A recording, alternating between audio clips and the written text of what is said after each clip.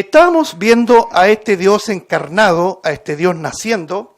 En el capítulo número 2 de Lucas veíamos que el Señor, no vamos a entrar de nuevo, pero fue concebido por obra y gracia del Espíritu Santo en una matriz virgen, la matriz de María, y eran gente humilde, gente del pueblo, no tenía ninguna nobleza, ¿cierto?, que exhibir. Tanto así que no tenía dónde nacer el Señor. ¿Ya? Lo dice Lucas capítulo 2, versículo 7, donde dice, y dio a luz a su hijo primogénito, y lo envolvió en pañales, y lo acostó en un pesebre, prestado, podría yo ahí agregar esa palabra, porque no era de ellos, porque no había lugar para ellos en el mesón. Imagínense ustedes, el Rey de la Gloria no tenía dónde nacer. Ese es el Dios que adoramos. Una humildad verdadera, no presumida. Él se vació, Él se humilló, se hizo hombre y se hizo obediente hasta la muerte y muerte de cruz. Imagínense ustedes, el mesón era un lugar para asistencia pública, para asistir a un peregrino, a alguien que iba de itinerante, ¿cierto? Y las casas, algunas casas tenían un lugar para ofrecer ese primer servicio, ese servicio primario de asistencia. Para el Señor no hubo lugar, imagínense. Ese es el Dios que ha querido venir a encarnarse y a morir por nosotros, miserables pecadores. La semana pasada dilucidamos algunos conceptos también navideños, ¿cierto? Porque también la religión nos ha plagado de mitos y a veces cosas que parecen que fueran las verdades bíblicas, ¿no es cierto? Por ejemplo, el nacimiento el 25 de diciembre. Un mito que se cae solo a la luz de la Biblia. Es imposible que haya nacido el Señor el 25 de diciembre, puesto que en esa región hay nieve, hay frío. Los pastores dicen que, ahí usted lo puede leer ahí, en el versículo 8 del capítulo 2 de Lucas, había pastores en la misma región que velaban y guardaban las vigilias de la noche sobre su pueblo. Eso es imposible en diciembre. Por lo tanto, uno se pregunta, ¿quién introdujo esta fecha del 25 de diciembre? Lo que decía adelante, la religión. Y díganme si no, hermano, ¿nos gusta o no nos gusta la religión? Claro que nos gusta. Nos gusta, ¿sabe por qué? Porque es cómodo ser religioso. Y podríamos hablar muchas cosas de esto. La religión satisface esa idea humana del mérito, ¿ya? Entonces, no me quiero explayar, hay muchas cosas, podemos ir por otro lado. La religión nos dijo que el 25 de diciembre había nacido el Señor, no tiene nada que ver, y lo veíamos en virtud de los relatos. No sé si usted se recuerda, un breve repaso no es malo. Elizabeth, que era la madre de Juan el Bautista, ya tenía 6 meses de embarazo cuando recién quedó embarazada María, su prima. Por lo tanto, con el nacimiento de Juan el Bautista podemos inferir que el Señor Jesucristo nació, obviamente, el resto de lo que le quedaba de embarazo. Si ella comenzó su embarazo a los 6 meses de Juan el Bautista tiene que haber nacido más o menos en marzo, ¿cierto? Y si seguimos contando, concluimos que el Señor habría nacido en septiembre. Ahora, ¿por qué esa fecha tan ajustada, podríamos decir? Lo vimos porque el marido de Elizabeth, ¿cierto?, Zacarías, era sacerdote y actuaba, ¿cierto?, en el ejercicio del culto del templo aproximadamente en junio. Y dice la Escritura que de la clase de Abías era este Zacarías, por lo tanto terminaba su servicio en junio, se fue a la casa, su mujer concibió, por lo tanto es cosa de sacar cuentas solamente, ¿ya? Eso sí tiene más coherencia, el Señor no nació en diciembre. Lo otro que también desmoronamos como mito es la famosa idea de los 3 reyes magos. Primero, no eran reyes; segundo, no eran brujos, sino que eran sabios de Oriente, de Persia. Y es algo que a mí también me gusta comentarlo, porque fíjense que es la tónica no solamente de la primera venida, sino que de la segunda venida ahora mismo. No es la iglesia, en este caso, que está esperando al Señor. Y lo mismo pasó en el tiempo de la primera venida. No era su pueblo que estaba esperando a su Mesías, sino que eran gentiles, personas que no estaban relacionadas con la religión, pero que observaban atentamente las profecías, y lo leímos ahí, Miqueas 5:2, sabían que en Belén iba a nacer el Salvador. Por lo tanto, estos magos de Oriente, y entendemos también por inferencia que aprendieron de la predicación, a mí no me cabe la menor duda, del testimonio que dejó Daniel ahí en Persia, cuando fue deportado a Israel, ustedes se acuerdan, Judá en este caso, para ser preciso.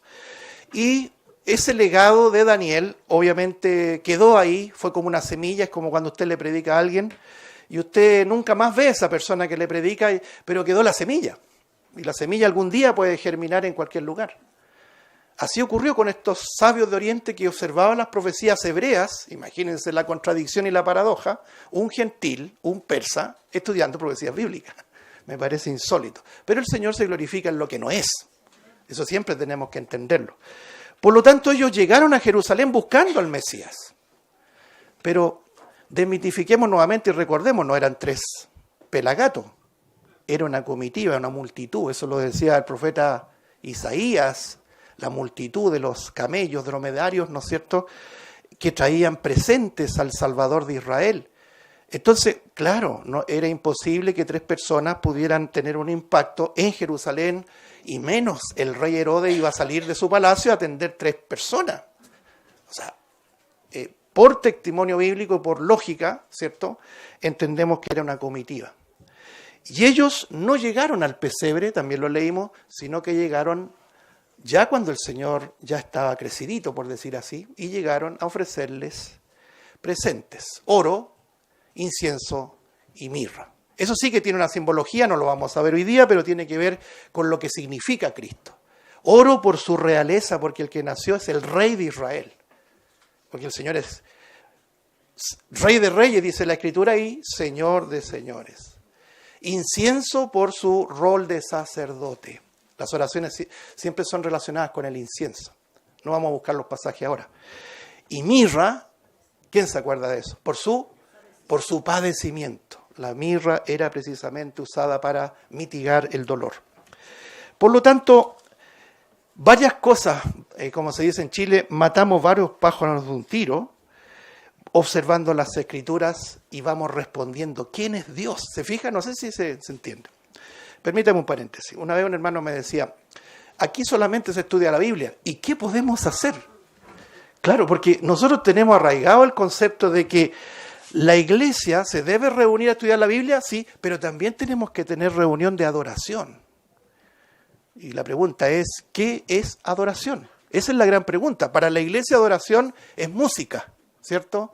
Es levantar las manos, es entrar en una especie de trance hipnótico, perdónenme la expresión, emocional, y por eso que la gente confunde la verdadera presencia de Dios con la verdadera adoración, la verdadera alabanza. Permítame cerrar el paréntesis con esto. El mejor ejemplo de adoración lo tenemos en María, la hermana de Lázaro, cuando a las plantas de Cristo, ¿qué hacía? Escuchaba la enseñanza de nuestro Señor Jesucristo. Por lo tanto, ahora mismo estamos adorando, aunque usted no lo crea. Hemos invertido tiempo, no nos jactamos de eso, pero hemos invertido tiempo en estudiar la Biblia y vamos a seguir siendo, ¿cierto? Y eso es adoración, hermano.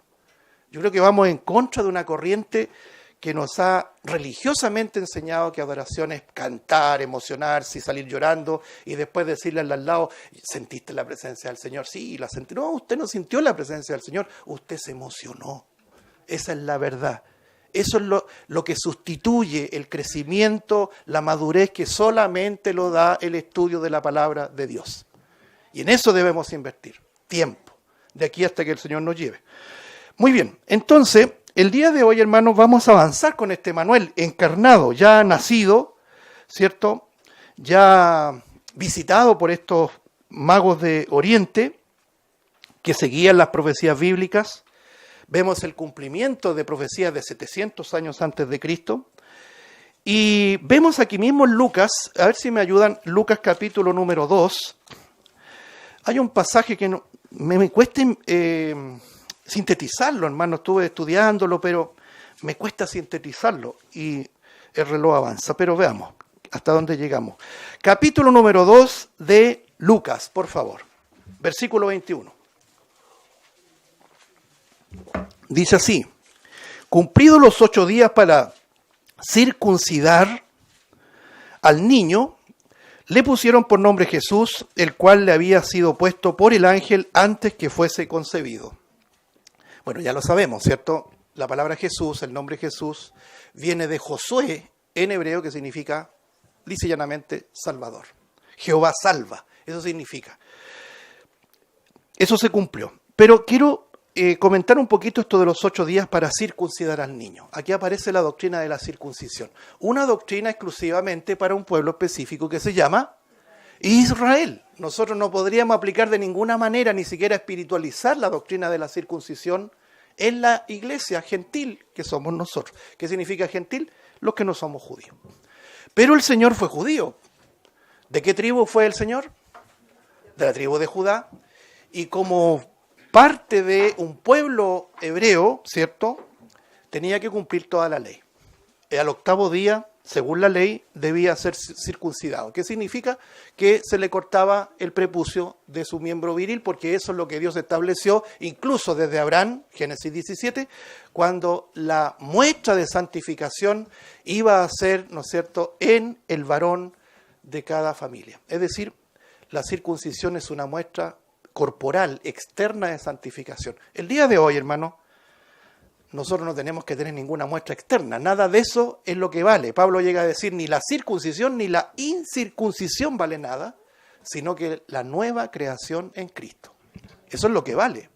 Que seamos circuncidados del corazón. Usted puede ser circuncidado externamente sin ser salvo. ¿Se fija? ¿Por qué comento esto? Porque esto también se ha tratado de cristianizar. No podemos cristianizar el judaísmo, hermanos. Algunos dicen al 8º día hay que presentar los bebés en las iglesias. No, no hay ninguna instrucción para eso. Uno habitualmente cuando nace un bebé en la iglesia lo presenta en el sentido de orar por ese bebé, ¿cierto? Porque es algo natural de todo creyente. ¿Qué mamá, qué papá no bendice a esa criatura cuando llega a la vida, ¿no es cierto? Señor, bendiga a mi hijo, bendiga a mi hija, en fin. Lo mismo hace la iglesia. Es decir, de manera congregacional nosotros oramos por ese bebé que ha llegado, como lo hemos hecho siempre con los bebés que ahora ya están creciditos, algunos ya con bigote ya. Y nos alegramos de eso. Pero cristianizar el judaísmo es absurdo. La circuncisión es solamente para los judíos. Bueno, el Señor fue judío, se circuncidó. Sigamos leyendo, versículo 22. Y cuando se cumplieron los días de la purificación de ellos, conforme a la ley de Moisés, note, esto está todo circunscrito, ¿cierto?, a la ley de Moisés, le trajeron a Jerusalén para presentarle al Señor. Como está escrito en la ley del Señor, todo varón que abriere la matriz será llamado santo al Señor. Y para ofrecer conforme a lo que se dice en la ley del Señor, un par de tórtolas o 2 palominos. ¿Cómo podríamos interpretar eso a la luz de la iglesia? No, esto es solamente judío. Pero quiero subrayar lo siguiente, hermano. Mire, versículo 25. He aquí había en Jerusalén un hombre llamado Simeón, y este hombre justo y piadoso esperaba la consolación de Israel, y el Espíritu Santo estaba con él. Este pasaje me llama mucho la atención y lo que viene a continuación, porque en medio de toda la despreocupación de la religión, porque la religión no esperaba al Mesías, la religión crucificó al Mesías, ¿sí? Eso es lo que debemos entender. Siempre el Señor tiene sus remanentes, tiene sus hombres fieles, sus mujeres fieles, que están ahí en el anonimato. Este Simeón aparece aquí, no aparece más. Es decir, un Simeón que esperaba la consolación. Si usted lee, por ejemplo, el libro de Génesis, en el contexto de Jacob, y lo lee en el profeta Isaías, descubre que los verdaderos creyentes en Israel esperaban a su Mesías. El propio Job, usted se acordará de Job, que se dice que es el libro más antiguo de la Biblia. Dice Job en una de sus palabras que él espera a su Redentor, diciendo, yo sé que mi Redentor vive. Y yo sé que después, incluso de deshecha esta mi piel, con estos ojos, no con otros, con estos ojos he de ver al Señor. Esa esperanza de ver al Señor, de ver al Redentor, de ver al Salvador, que es la misma esperanza que tenemos nosotros. Nosotros creemos en el Señor Jesucristo por el testimonio de las Escrituras, pero un día lo vamos a ver, hermanos. Y puede ser hoy día mismo, que mejor sería, ¿no? Y eso se va a cumplir, aunque estemos solos, aunque estemos en el anonimato, hermanos. un Simeón que no tenía mucha gente que lo animaba, ¿no es cierto? Y que decía, yo estoy contigo esperando. No, estaba solo, un hombre solo en Jerusalén, justo, piadoso, que esperaba la consolación de Israel y el Espíritu Santo estaba con él. Versículo 26, y le había sido revelado por el Espíritu Santo que no vería la muerte antes que viese al ungido del Señor. Y movido por el Espíritu vino al templo, y cuando los padres del niño Jesús, qué interesante, subraye eso, no de Dios, del niño Jesús. La otra vez hablábamos de eso, no invirtamos mucho tiempo. ¿María es madre de Dios o madre de Jesús? En ninguna parte aparece como María, madre de Dios. Sí, María, madre de Jesús. Dice, y cuando los padres del niño Jesús lo trajeron al templo para hacer por él conforme al rito de la ley, él le tomó en sus brazos y bendijo a Dios diciendo, ahora, Señor, despides a tu siervo en paz, conforme a tu palabra, porque han visto mis ojos tu salvación. El mismo lenguaje de Job, ¿no? Con mis ojos. Versículo 31, la cual has preparado en presentación de todos los pueblos, luz para revelación a los gentiles y gloria de tu pueblo Israel. Versículo 33, y José y su madre estaban maravillados de todo lo que se decía de él. Esto me hace entender que ellos no comprendían en plenitud de lo que significaba el niño Jesús. ¿Ya? Eran seres humanos, póngase en el calzado de José y de María. Ellos habían sido los padres adoptivos, por decirlo de una forma, ni más ni menos que de Manuel, de Dios encarnado. Estaban sorprendidos con lo que decía Simeón de este pequeñito, porque la profecía bíblica ya lo anunciaba. Versículo 34, y los bendijo Simeón, y dijo a su madre María, se refiere a su madre María, la madre de Jesús, he aquí, este está puesto para caída y para levantamiento de muchos en Israel, y para señal que será contradicha. Ese es un pasaje quizás complejo de entender a simple vista, ¿cierto? Pero cuando lo vemos a la luz de la Biblia, se hace muy claro. Nuestro Señor Jesucristo no solamente fue el Salvador de Israel, sino que se transformó en la piedra de tropiezo. Por ejemplo, voy a citar solamente como referencia, si quiere lo busca, Romanos capítulo 9, versículo 30 en adelante. Romanos 9:30 dice así, ¿qué pues diremos que los gentiles que no iban tras la justicia han alcanzado la justicia, es decir, la justicia que es por fe? Mas Israel que iba tras una ley de justicia no la alcanzó. Pregunta ¿por qué? ¿Por qué? Porque iban tras ella no por fe, sino como por obras de la ley. Aquí entran todas las religiones, no solamente el judaísmo. Todas las religiones van tras una ley de justicia por obras. Ninguno de ellos la va a alcanzar.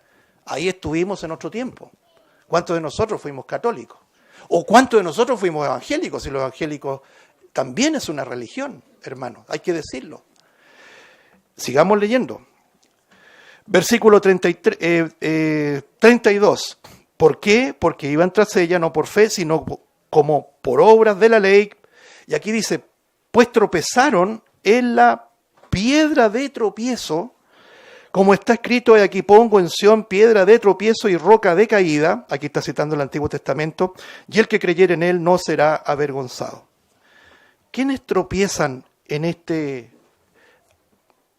Emanuel, que todavía lo vemos bebé, pero iba creciendo? ¿Quiénes tropiezan con él? La religión. La religión, y no solamente los judíos, los musulmanes, los católicos, y súmele todas las religiones en este amplio abanico de religiones, de las cuales el Señor nos sacó. Hermanos, si esto es muy serio, usted ve las personas religiosas, nada que decir, pueden llegar a ser muy buenas personas, si no se critica eso. Pueden ser muy sinceras, e inclusive más sinceras que los que estamos en las filas de Cristo. Pero eso no les va a llevar al cielo. No sé si se toma el peso. Todo religioso tropieza en Cristo. ¿Cómo que es por gracia solamente? ¿Cómo que es solamente por lo que Él hizo en la cruz y yo no hago nada? No, ese evangelio no me gusta, no me agrada. Eso es tropezar. Por eso que lo llama aquí el texto la señal de contradicción. Dice ahí, volvamos a Lucas 2:34. Dice, respecto al bebé, está puesto para caída y levantamiento de muchos en Israel. Caída para los religiosos y levantamiento para los verdaderos creyentes. Y para señal de contradicción, dice el original. Cristo es una contradicción, hermanos, para el hombre. Para uno, luz, para otros, confusión. Usted le habla a un sabio, ¿cómo es que Jesús fue concebido por obra y gracia del Espíritu Santo en una matriz virgen? Eso no lo podemos aceptar, hay que interpretarlo de alguna manera que pueda entrar en esta mente. Aquellos que dicen eso, hermano, no digo que nosotros seamos mejores, pero sí digo que su mente es solamente natural. Y el hombre natural, dice el apóstol Pablo, no puede entender, no capta, dice el original, las cosas que son del Espíritu, no puede discernir la verdad del Espíritu.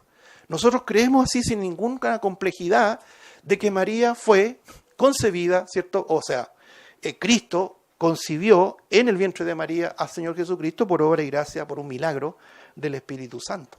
¿Y sabe por qué lo creemos sin mayores dificultades? Porque el Señor nos dio un don que se llama la fe. Y usted dirá, bueno, ¿por qué no me lo ha dado a mí?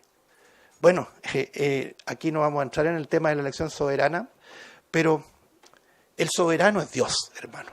No somos nosotros. Dios sabe qué hace, cómo administra su gracia. ¿Se acuerdan lo que dice? Tendré misericordia del que se merezca mi misericordia, dice el texto. No dice eso. Tendré misericordia del que yo tenga misericordia. Y un día la tuvo misericordia de ti y de mí, y le damos gracias al Señor. Si no, ahora mismo estaríamos en una religión y quizás pasando la mona, como decimos en Chile, después de la fiesta que tuvimos anoche, no sé dónde. Podríamos estar allí y no nos constituye mejores, hermanos, de que estemos aquí con una Biblia abierta. Pero ¿qué quiero ahí subrayar? Cristo es sinónimo de contradicción. Confunde al pensador, confunde al intelectual. ¿Se acuerda la nube? La nube que acompañaba a Israel en el desierto, la columna de fuego en la noche y la nube en el día. Columna de fuego para entibiar esas noches heladas y la nube, en el día para poder atenuar el calor en el desierto. Eso era Cristo. Es una figura de Cristo. Pero no se olvide este detallito, que los egipcios miraban eso. Usted lo puede buscar ahí en Éxodo. Y ellos se confundían. Es decir, para ellos era tropiezo todo lo que ocurría con Israel. El Mar Rojo se abría, pasaba Israel, el Mar Rojo se cerraba cuando los egipcios estaban en medio de la travesía. Eso confunde al pensador. Ese es Cristo. Y Simeón está dando testimonio de ese Emanuel, que confunde, pero que también levanta y salva a otros. Uy, uno se empieza a venir los textos. ¿Se acuerda cuando Pablo predicó en Atenas? Atenas, usted sabe, una ciudad griega. Podríamos decir la crème de la crème, ¿cómo se llama? De la filosofía. Hoy día la iglesia se ha vuelto bien filosófica, hermano. ¿Ya? Resulta que Pablo llega ahí y lo primero que ve, no quiero invertir mucho tiempo, pero permítanme, se enardeció su espíritu. Tenía celo por la verdad. Si tuviéramos una pizquita de celo, hermano, por la verdad, que el Señor nos dé ese celo. ¿Por qué? Porque veía la idolatría por todos lados, veía a los hombres que debatían unos con otros con filosofías humanas, no nos llevaba a ningún puerto. Los epicúreos por un lado, los estoicos por el otro, y el otro grupo decía, a ver qué nos dice este palabrero, porque yo quiero escuchar cosas nuevas. Pero Pablo llegó allí no para predicar cosas nuevas, novedosas, estimulantes, motivadoras, sino para predicar a Cristo y a este crucificado. ¿Y qué es lo que ocurre? Por eso me acordé. Que el resultado fue exactamente lo mismo.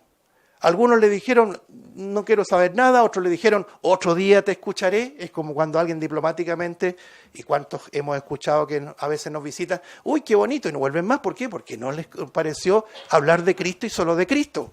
Querían milagros, querían emociones. No podemos dar medicina, prescribir medicina falsa. No sé si se entiende.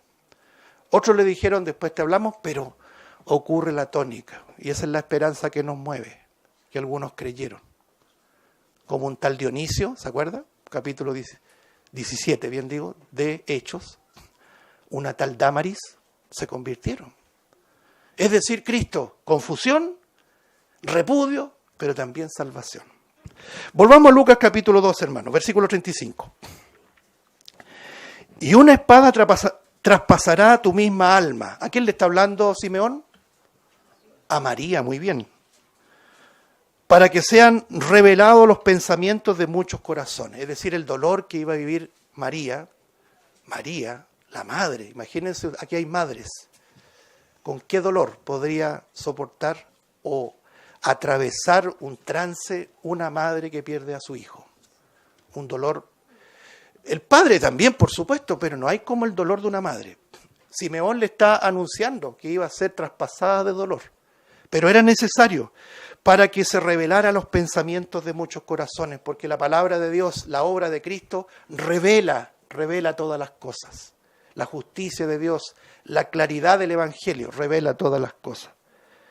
Versículo 36, estaba allí también Ana, profetisa, hija de Fanuel, de la tribu de Aser, de edad muy avanzada, pues había vivido con su marido 7 años desde su virginidad, y era viuda hacía 84 años, y no se apartaba del templo sirviendo de noche y de día con ayunos y oraciones. Esta, presentándose en la misma hora, daba gracias a Dios y hablaba del niño, el niño Jesús, a todos los que esperaban la redención de Jerusalén. Bueno, alguien podrá decir, ¿por qué siempre aparecen hombres piadosos como este Simeón? Un Elías, un Eliseo, y en el tiempo de Cristo, este Simeón, en el anonimato, estaba esperando la redención de Israel. Me llama la atención, dice la Escritura, a lo suyo vino nuestro Señor Jesucristo, pero los suyos no le recibieron. Pero había un remanente, un Simeón, un varón. Pero aquí aparece una mujer, y que coincide con otra mujer llamada Ana en el Antiguo Testamento. ¿Quién fue Ana del Antiguo Testamento? La mamá de Samuel. Era estéril, repudiada por su marido, ¿se acuerda? Pero el Señor le concedió un hijo en su esterilidad. Entonces aparece esta Ana acá de el anonimato, habla que es hija de un tal Fanuel, judía de la tribu de Aser, viejita, 84 años desde su viudez, es decir, toda una vida, lo que da a entender el texto, lea usted, de consagración. Qué gran ejemplo, hermano. Y permítame ahí inmediatamente detenerme y espero que podamos poner atención. Por ejemplo, la Biblia enseña de que los mayores debemos ser ejemplos para los jóvenes, ¿cierto? En rectitud, en pureza, lo decía Pablo a Timoteo, ¿se acuerda? Sé ejemplo de los creyentes. A veces uno ve personas de avanzada edad, consagrada al Señor. Y me pregunto, ¿y los jóvenes? Proporcionalmente acá, y a un análisis, porcentualmente, esta iglesia es más joven que vieja. Y yo me pregunto, ¿dónde están los jóvenes, los consagrados? Los que dentro de su listado de prioridad está la iglesia. Por supuesto que su familia, pero en la iglesia, no fuera de la iglesia, que saca con decir, es que yo tengo que ocuparme de mi familia, pero fuera de la iglesia. Esta mujer, Ana, este hombre, Simeón, consagrado. La otra vez hablábamos de un Josué que siempre estaba al lado de ¿quién? Al lado de Moisés, y por eso el Señor lo usó. Para que el Señor nos use tenemos que estar, tenemos que relacionarnos, tenemos que vincularnos, no solamente en presencia, sino que en espíritu, no Espíritu Santo, sino que en espíritu que tenemos nosotros, en emociones, en voluntad, en compromiso, en responsabilidad. Entonces estos son grandes ejemplos y Dios nos está enseñando quién es Él, pero nos está proyectando qué debemos ser nosotros también para con Él. No sé, hermanos, cuando veo estos dos personajes, en el contexto de la circuncisión de Manuel, de la circuncisión de Jesús, de nuestro Señor a quien decimos tanto amar, yo me pregunto, ¿qué has hecho tú? ¿Qué he hecho yo para consagrarme delante del Rey de Israel y Salvador del mundo, como es Jesucristo? ¿Qué has dejado por Él? Usted me dirá, es que esto no es por obras. No, esa es la peor excusa que hay. Porque tú, si eres cristiano, debes mostrar tu fe con tu testimonio, con tus obras. Es el gran conflicto cuando uno va a la epístola de Santiago. Algunos dicen, no, bueno, Lutero lo decía, lo estuvimos hablando, Lutero decía que era una epístola de paja, porque hablaba de las obras.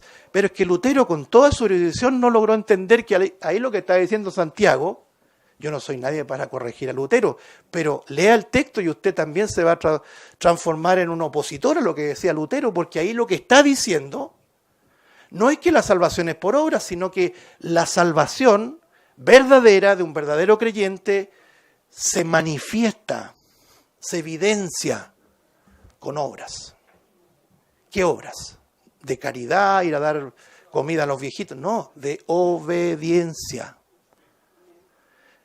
Mire, vemos a Simeón y dice el Espíritu Santo estaba con él. Vemos a Ana y vemos que ella era profetisa, consagrada al servicio. No aparece nadie más que estaba esperando al Salvador, salvo los magos de Oriente que eran gentiles. Pero del pueblo de Dios es la pregunta. Quiera Dios, hermanos, que siempre estas enseñanzas puedan ser rescatadas por cada uno de nosotros para nuestro beneficio, para nuestra rectificación de vida. No sé cuántos de nosotros nos preguntamos, ¿voy a seguir otro año igual que el que pasó? Voy a seguir, uno mira hacia atrás, llevo años de esterilidad, no he dado un fruto para el Rey. ¿Voy a seguir así? ¿Qué cuenta le voy a dar al Señor cuando esté en el tribunal de Cristo? Este es Emanuel que nos confronta. Emanuel que no quiere religiosos, sino que quiere consagrados. Como este Simeón, como esta Ana, que incluso Ana no se volvió a casar. Dice que vivió en viudez 84 años. Bueno, que el Señor con su Santo Espíritu nos hable a cada uno de nosotros y saque esas cáscaras que van petrificando nuestro corazón. ¿Ya? Veamos otra arista de este Emanuel, porque vamos avanzando así cronológicamente. Vámonos a Mateo capítulo 2, por favor.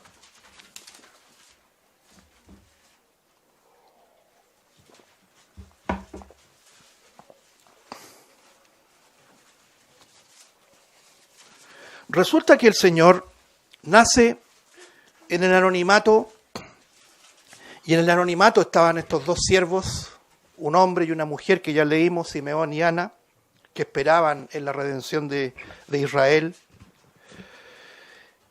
Pero en el anonimato Satanás estaba furioso, sabía que tenía que destruir al niño. Y fíjese lo que dice aquí en Mateo capítulo 2, versículo 13.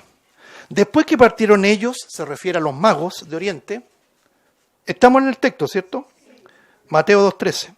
He aquí un ángel del Señor apareció en sueños a José y dijo, levántate y toma al niño y a su madre y huye a Egipto y permanece allá hasta que yo te diga, ¿por qué acontecerá que Herodes buscará al niño para... Perdón, no es pregunta, voy a reformular la lectura de nuevo. Levántate y toma al niño y a su madre y huye a Egipto y permanece allí hasta que yo te diga, porque acontecerá que Herodes buscará al niño para matarlo. Eso le está revelando el ángel. Verso 14. Y él, José, despertando, tomó de noche al niño y a su madre y se fue a Egipto. Verso 15. Y estuvo allá hasta la muerte de Herodes, para que se cumpliese, subraye eso, lo que dijo el Señor por medio del profeta cuando dijo, de Egipto llamé a mi hijo. Oseas, capítulo número 11, versículo 1. De Egipto llamé a mi hijo. ¿A dónde huyó el Señor? Con sus padres a Egipto. Mire, una de las cosas que quiero comentar así muy tangencialmente es el asunto de la migración a la luz de la Biblia, porque la Biblia es un estudio largo de migración. Nosotros estamos ligados hoy día mismo a un asunto, un fenómeno, mejor dicho, mundial, que es la migración, ¿no es cierto? Si usted quiere aprender de migración, lea la Biblia. La Biblia es un compendio de migración. Partamos del Génesis. Adán y Eva tuvieron que emigrar del huerto del Edén, tuvieron que salir. En ese caso, emigrar, ¿no es cierto? Salir. Abraham, ¿cierto? Tuvo que salir de la tierra de sus padres y migrar a la tierra que el Señor le iba a dar.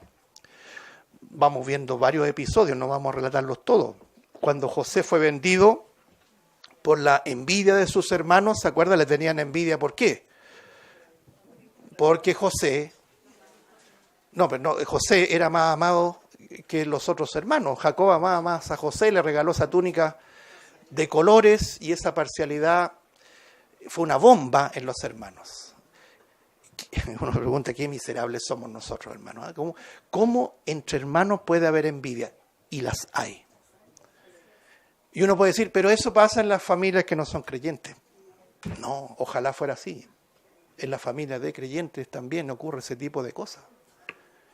Y ahí hay muchas cosas que comentar, pero no es nuestro tema. ¿Qué es lo que pasa? Fue vendido, lo tomaron los madianitas, se lo llevaron a Egipto y ahí creció y el Señor lo preservó. Dentro de la omnisciencia y de la sabiduría y de la soberanía de Dios, permitió que el gran error de los hermanos se tradujera en bendición para su propio pueblo. Porque gracias a José en Egipto, el Señor preservó a su pueblo del hambre que había invadido toda esa tierra. Es decir, migró el pueblo de Israel a Egipto. Y eso explica por qué Israel estaba en Egipto y por qué después, cuando cambió la dinastía de los faraones, dijeron, este pueblo está creciendo más que nosotros, así que hay que someterlo a esclavitud. Y vino otro tiempo para Israel. Pero el Señor permitió la salida de Egipto con Moisés. Es decir, vemos migración por todo lado. Y una de las cosas que le dice al Señor y le advierte al pueblo de Israel en el Antiguo Testamento, que no mire con desdén al migrante. ¿Sabe por qué? Porque tú también fuiste migrante en otro tiempo. Hoy día se nos está enseñando que, no sé, alguien por ser inmigrante ya es enemigo nuestro. Y lo tratamos con desdén, lo tratamos con odio. Pero fíjese que hay unas cosas muy interesantes cuando uno analiza la migración a la luz de la Biblia. Porque uno va descubriendo que en nuestra propia nación no es el tema de ser o no ser inmigrante. El tema es el color de piel que tiene. Porque este es un país de inmigrantes. Croatas, alemanes, en fin, españoles. Somos formados por una mezcla, ¿no es cierto?, de inmigrantes y obviamente de los que eran dueños de este plano, de esta tierra. Pero, ¿qué es lo que ocurre hoy día? Que está todo envenenado, hermano, a tal punto que la iglesia ha abrazado muchas cosas, un odio per se al inmigrante. Entonces uno ve a un haitiano, este negro, perdóname la expresión, inmediatamente reaccionamos, pero vemos un rubiecito que se radicó aquí en Chile de Europa, y ahí no hay problema con la migración. Tengamos cuidado con eso, porque Dios no mira con agrado ese tipo de cosas. ¿Ya? Allá los evangélicos que abrazan cuestiones espurias a la Biblia, pero nosotros nos debemos también, con amor al prójimo, sin acepción de persona. ¿Ya? Que la política y que el evangelio envenenado con política no se meta aquí. Que el Señor nos ayude. ¿Sí? Cristo tuvo que emigrar. Migró a Egipto y hay un asunto soberano ahí. Para que se cumpliese la escritura, de Egipto llamé a mi hijo. Oseas, profeta, para el que no sabe quién es Oseas, es un profeta. Oseas 11:1. Sigamos leyendo, versículo 16. Entonces Herodes, cuando se vio burlado por los magos, se enojó mucho y mandó a matar a todos los niños menores de 2 años que había en Belén y en todos sus alrededores, conforme al tiempo que había inquirido de los magos. Verso 17, entonces se cumplió nuevamente lo que fue dicho por el profeta Jeremías, cuando dijo, voz fue oída en Ramá, grande lamentación, lloro y gemido, Raquel que llora a sus hijos y no quiso ser consolada porque perecieron. La matanza de niños por un odio satánico para encontrar al Mesías, al rey de Israel. Ahí cuando ve uno un rey dirigido por las huestes de Satanás, que lo podemos ver en este mundo a diestra y siniestra. Versículo 19. Pero después de muerto Herodes, he aquí un ángel del Señor apareció en sueños a José en Egipto, diciendo, levántate, toma al niño y a su madre y vete a la tierra de Israel, porque han muerto los que procuraban la muerte del niño. Entonces él se levantó y tomó al niño y a su madre y vino a la tierra de Israel. Pero oyendo que Arquelao reinaba en Judea en lugar de Herodes su padre, acuérdense que estas eran dinastías, moría el padre, seguía el hijo y así, tuvo temor de ir allá, pero avisado por revelación en sueños, se fue a la región de Galilea. Quiero destinar los últimos minutos al versículo 23. Y vino y habitó en la ciudad que se llama Nazaret, note, para que se cumpliese lo que fue dicho por los profetas, que habría de ser llamado Nazareno. Vamos a hablar esto y terminamos. ¿Cuántos creemos, hermanos, que todo lo que pasa en el planeta ahora mismo está minuciosamente visado por Dios? ¿Y por qué nos involucramos a veces mucho en cosas muy temporales, cierto? Siempre es bueno en el análisis que podamos hacer, aquí tampoco se trata de no hablar de nada, sino que hablarlo, pero en una perspectiva de la soberanía de Dios. Dios tiene todo el control. Ni un pajarillo cae a tierra sin que Él lo permita. Qué bueno es confiar en un Dios soberano, ¿cierto? Bueno, todo esto, la migración de María, José, no, como decía mi madre, Jesús, María y José. Mi madre era católica, cuando temblaba, Jesús, María y José decía. Bueno, ahí están, ¿no es cierto? Vamos a decirlo así, José, María y Jesús. Se fueron a Egipto para que se cumpliese la profecía de Oseas. Volvieron a Nazaret para que se cumpliese la profecía, pregunta, ¿de quién? Veamos. Vámonos a Isaías capítulo 11, por favor. Hay más de una, pero solamente vamos a ceñirnos al capítulo 11. Y aquí vamos a dejar tarea para la casa, el que le guste indagar en el hebreo, ¿no es cierto?, los términos. ¿Por qué era necesario que se le llamara nazareno? No nazareo. Nazareo era un voto de consagración, como la vivió ¿quién? Sansón, ¿cierto? Sansón fue nazareo. Bueno, Isaías capítulo número 11, versículo 1. Solamente el versículo 1, por favor. Isaías capítulo 11, versículo 1. Saldrá una vara del tronco de Isaí. Deténgase allí. Una vara del tronco de Isaí. ¿Isaí quién era? El padre de David. Lo estuvimos leyendo en la genealogía del Señor Jesucristo. Pero dice, un vástago retoñará de sus raíces. Si usted sigue leyendo, es muy largo el capítulo 11, usted lo puede leer, se refiere al rey de Israel, al que va a venir a establecer su reino justo y creemos muy pronto. Pero tiene que pasar algo antes de eso. El arrebatamiento de la iglesia. Qué maravilla es lo que nos espera, hermano, ¿eh? Nos espera un itinerario, pero de primera. Usted, por ejemplo, cuando programa sus vacaciones, le dice a los hijos, nos espera un panorama de primera. Y tiene todo listito. De la misma manera, eso es terrenal. De la misma manera, siempre háblele a sus hijos. Nos espera, hijos, un panorama tremendo en el futuro. El gozo pleno para siempre. No por 15 días que nos dan, que son re pocas las vacaciones, sino por toda la eternidad alegres, hermano. Con todo respeto para los que tienen vacaciones y los que no tienen vacaciones, hermano. Que hay algunos que no tienen y dice, este hermano le habla a los que tienen vacaciones nomás. No. Nosotros, hermanos, tendremos plenitud y cuánto más cuando Cristo vuelva a reinar este mundo y ponga en orden todas las cosas. Tú quieres orden, seguridad y paz, solamente el Señor la va a poner. De eso habla el capítulo 11, entre otros. Pero quiero detenerme y terminar en esta palabra vástago, hermano. Vástago, dice, y un vástago retoñará de sus raíces. Esa palabra hebrea es netzer, de donde deriva la palabra Nazaret. ¿Y qué significa? En términos simples y directos, significa el retoño, el renuevo, el vástago, el tallo, el brote. Es decir, nuestro Señor Jesucristo comienza como un brote. El Hijo de Dios encarnado, el Emanuel, es el brote del tronco de ¿quién? De Isaí, del linaje de David.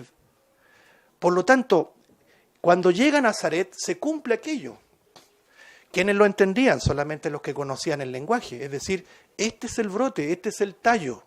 El lenguaje antiguo, en la versión 1909, lo usa como pimpollo en uno de los profetas, porque el español antiguo lo ponía así, como retoño, brote, tallo, como pimpollo, que es un brotecito que aparece en el árbol. Bueno, nuestro Señor Jesucristo ya brotó. Y por esa razón se le llamaba Jesús de Nazaret, porque Nazaret deriva precisamente de esta profecía de 700 años antes, en que vendría un brote, un vástago del tronco de Isaí. Como vemos, hermano, en Cristo se cumple toda la Escritura, absolutamente toda. La otra vez decíamos, más de 300 profecías en relación a su primera venida, y todas las profecías para el futuro se van a cumplir de la misma forma, de manera literal. Que el Señor bendiga su palabra.